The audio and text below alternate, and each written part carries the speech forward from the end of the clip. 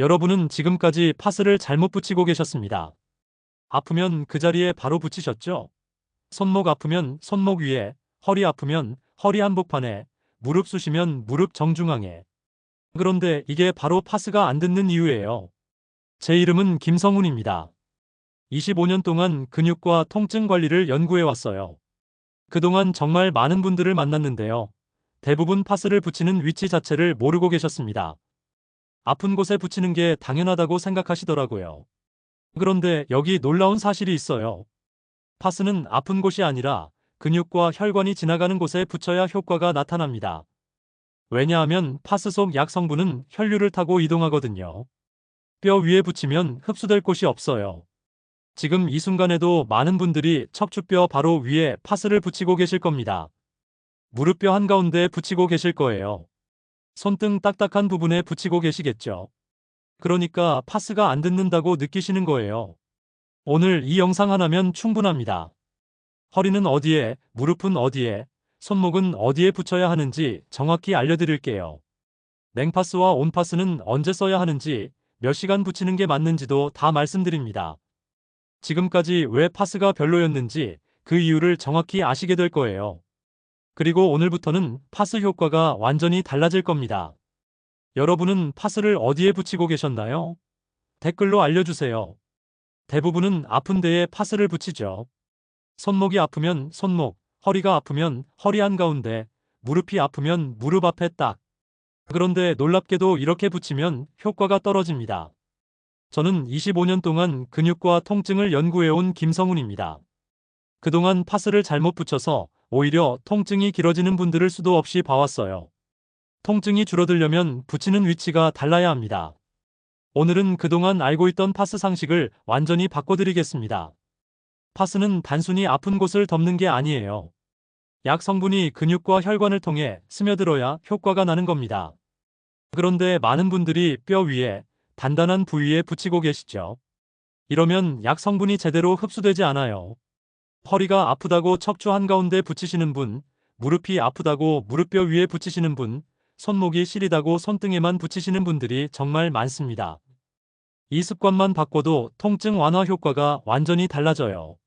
오늘 이 이야기를 끝까지 들으시면 지금까지 왜 파스가 별로 효과 없다고 느끼셨는지 그 이유를 정확히 아시게 될 겁니다.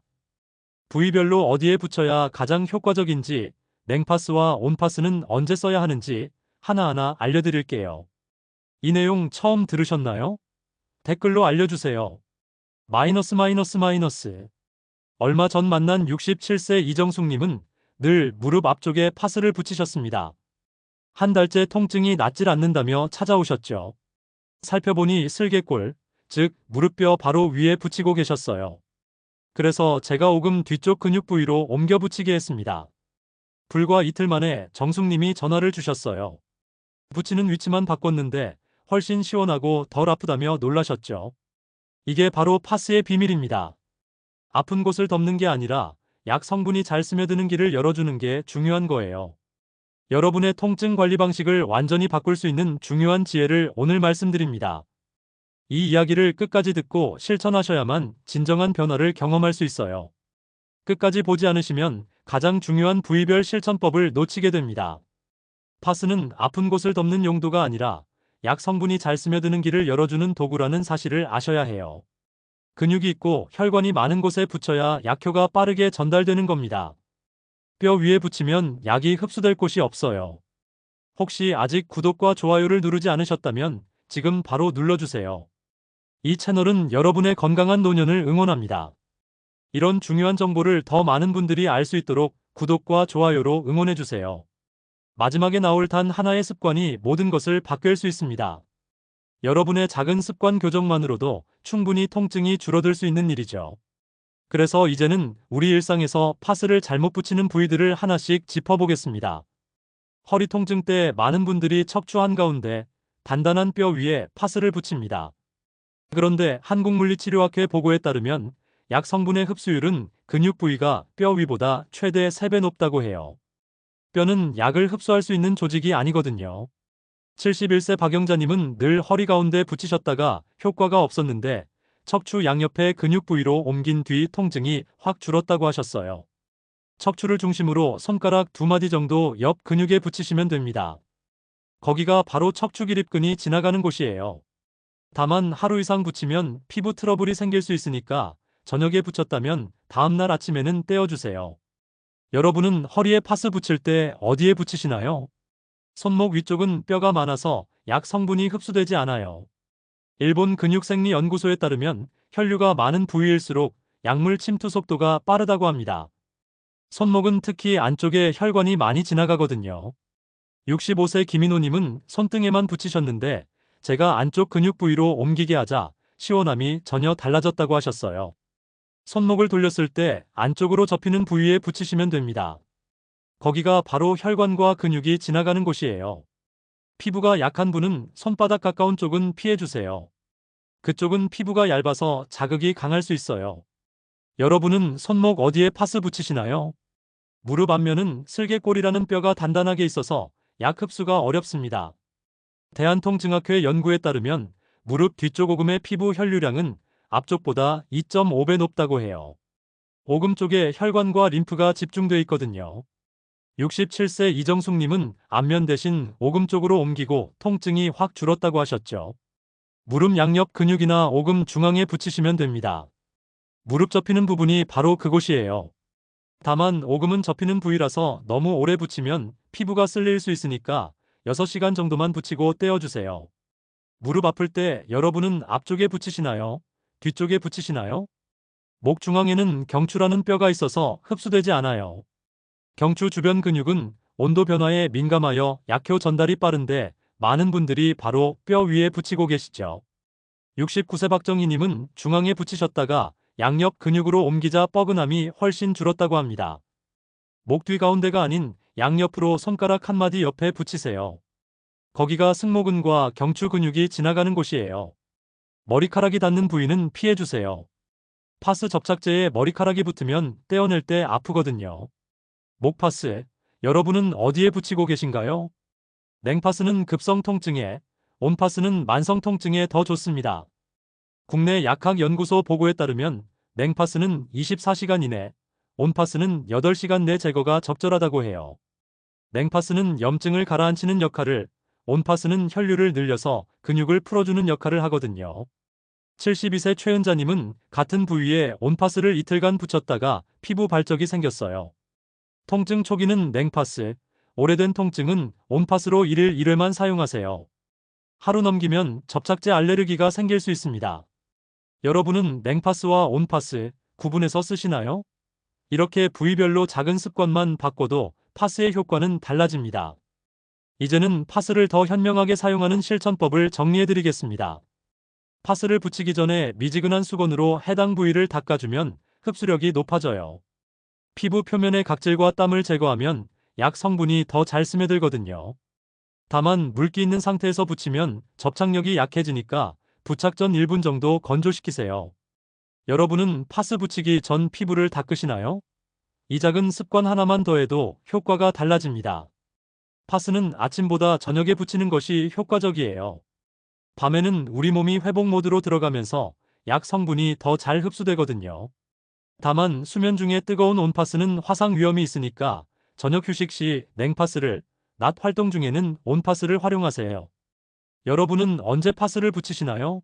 시간대만 바꿔도 효과가 달라질 수 있어요. 파스를 여러 장 겹쳐 붙이면 오히려 역효과가 나요. 통기성이 떨어지면 피부 트러블이 심해지고 약 성분도 제대로 흡수되지 않거든요. 1회 1장만 부위별 간격을 띄워 붙이세요. 혹시 여러 장 붙이신 적 있으신가요? 많이 붙인다고 효과가 배가 되는 게 아니에요. 피부가 약한 분은 물파스나 스프레이형을 사용하는 것이 안전합니다. 접착식 파스는 피부에 자극을 줄 수 있거든요. 상처 부위에는 절대 사용하지 마세요. 손목이나 무릎 등 얇은 피부엔 바르는 제품으로 대체하시면 됩니다. 피부 자극 때문에 불편하셨던 분 계신가요? 바르는 타입으로 바꿔보세요. 파스는 냉감이나 온감으로 통증을 덜 느끼게 하는 보조제입니다. 근본적인 치료는 아니에요. 통증이 지속되면 반드시 원인을 확인해야 합니다. 파스는 통증의 벗으로만 생각하세요. 여러분은 파스가 치료제라고 생각하셨나요? 파스는 어디까지나 일시적 완화를 돕는 도구일 뿐입니다. 파스를 떼어낼 때도 방법이 있어요. 그냥 잡아당기면 피부가 손상될 수 있으니까 미지근한 물을 묻힌 수건으로 파스 가장자리를 천천히 적셔가며 떼어내세요. 피부 자극을 최소화할 수 있습니다. 또 파스를 붙인 부위는 햇빛에 노출되지 않도록 주의하세요. 파스 성분이 자외선과 반응하면 색소 침착이 생길 수 있거든요. 여름철에 특히 조심하셔야 해요. 이제 마지막으로 오늘 내용을 정리해드리겠습니다. 오늘 말씀드린 것처럼 파스는 치료제가 아니라 통증 완화제입니다. 잘못된 상식으로 아픈 부위에만 붙이는 습관은 약효를 반감시켜요. 하지만 근육과 혈관이 많은 부위로 옮겨 붙이면 흡수율이 달라지고 통증 완화 효과도 확실히 좋아집니다. 허리 중앙 대신 양옆 근육, 손목 윗면 대신 안쪽, 무릎 앞쪽 대신 오금. 이 세 가지만 바꿔도 몸이 달라져요. 67세 이정숙님처럼 한 달간 낫지 않던 통증이 붙이는 위치만 바꿨는데 이틀 만에 호전될 수 있습니다. 잘못 관리했을 때는 어떻게 될까요? 뼈 위에 계속 붙이면 약효는 없고 피부만 자극받아서 발진이 생기고 접착제 알레르기까지 생길 수 있어요. 통증은 그대로인데 피부만 상하는 거죠. 반대로 제대로 관리하면 어떻게 될까요? 근육 부위에 정확히 붙이고 냉파스와 온파스를 구분해서 쓰면 통증이 빠르게 줄어들고 일상생활이 훨씬 편해집니다. 71세 박영자님처럼 허리 통증 때문에 못하던 산책도 다시 하실 수 있어요. 오늘 당장 실천할 수 있는 단 하나의 제안은 이겁니다. 아픈 곳보다 근육이 있는 옆쪽에 파스를 붙이세요. 허리면 척추 양옆, 손목이면 안쪽, 무릎이면 오금이나 양옆. 이것만 기억하셔도 충분합니다. 그리고 파스를 붙이기 전에 미지근한 수건으로 피부를 닦고 1분 정도 건조시킨 뒤 붙이세요. 저녁에 붙이는 게 흡수율이 더 좋고요. 하루 이상은 붙이지 마시고 피부가 약한 분은 바르는 타입으로 바꿔보세요. 파스는 통증을 일시적으로 완화하는 도구일 뿐 근본 치료는 아니에요. 통증이 2주 이상 지속되면 반드시 원인을 찾아야 합니다. 파스에만 의존하지 마시고 스트레칭, 자세 교정, 적절한 운동을 병행하세요. 다음 영상에서는 파스보다 효과 좋은 천연 찜질법에 대해 알려드리겠습니다. 집에 있는 재료로 간단하게 만들 수 있고 부작용도 없는 방법들이에요. 허리, 무릎, 목 통증에 모두 활용할 수 있는 실용적인 내용이니까 꼭 보시길 바랍니다. 오늘 이 내용 처음 들으셨나요? 공감되셨다면 구독과 좋아요로 응원 부탁드립니다. 여러분이 어느 부위에 파스를 주로 붙이시는지, 오늘 내용 중 가장 도움된 부분은 무엇인지 댓글로 알려주세요. 여러분의 이야기가 다른 분들께도 큰 도움이 됩니다.